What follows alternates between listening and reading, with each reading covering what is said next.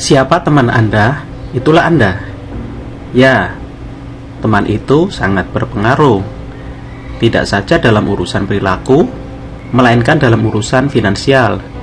Coba catat 5 nama teman-temanmu, kemudian buatlah rata-rata pendapatan mereka. Nilai itulah tidak akan jauh dari penghasilanmu, bukan? Oleh karena itu, berhati-hatilah dalam berteman.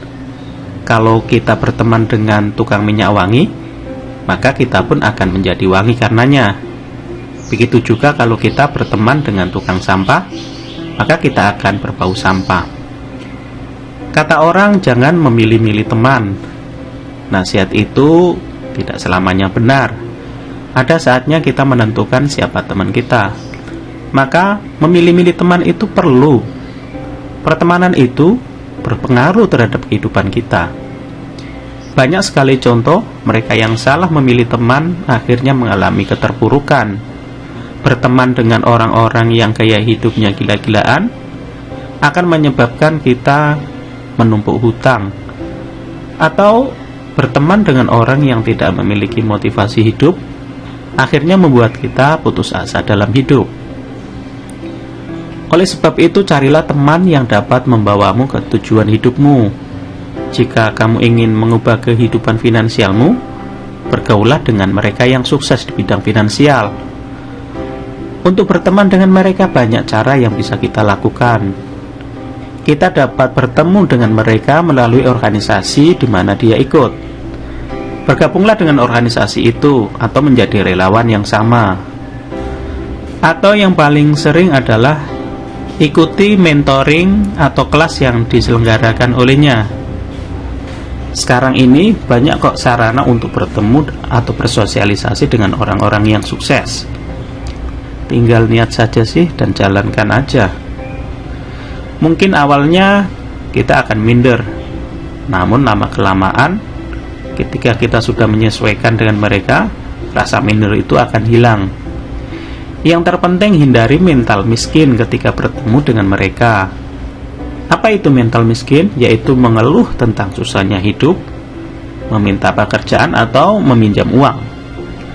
Tanamkan pada diri kita bahwa kita sedang belajar kepada orang-orang yang lebih sukses dari kita, dan yakinlah bahwa suatu saat kelak kita akan menjadi sukses seperti dia. Keyakinan itu tentunya harus kuat tertanam dalam diri kita, sehingga seolah-olah kita sedang menjalani tahapan atau bahkan kita sudah sukses. Lalu kalau kita sedang menjadi bagian dari mereka, apa yang harus kita lakukan? Jawabannya adalah bantu mereka. Caranya, percayalah, setiap orang tidak ada yang sempurna. Setiap orang membutuhkan orang lain. Oleh karena itu, tawarkan kepada mereka apa yang bisa kita lakukan untuknya. Mungkin kita bisa mengundangnya menjadi pembicara di acara yang kita selenggarakan. Mungkin juga kita dapat membantunya, atau kita bisa menawarkan menjadi editor bukunya kalau kita memang jago mengedit buku, atau menjadi editor videonya kalau dia sedang menggarap channel YouTube, bahkan menjadi supirnya kalau perlu. Apapun saja yang bisa mendekatkan kita dengan dia. Jika keakraban itu sudah terjalin, maka sebenarnya kita sudah memiliki pintu masuk untuk sebuah perubahan besar. Jika kita berniat belajar banyak bagaimana menjadi sukses, itulah kesempatan kita untuk belajar dengan orang-orang yang lebih sukses. Kita dapat belajar prinsip hidup dari mereka, belajar bagaimana membangun semangat, membangun usaha, membangun apapun itu yang mengarah kepada kesuksesan. Jika kita benar-benar belajar dari tangan pertama, lambat laun kita akan menjadi orang yang sukses. Ingat, kesuksesan itu menular, namun tidak semua orang siap ditulari. Semua itu tergantung kepada kita semuanya. Semoga video ini menginspirasi kita hari ini.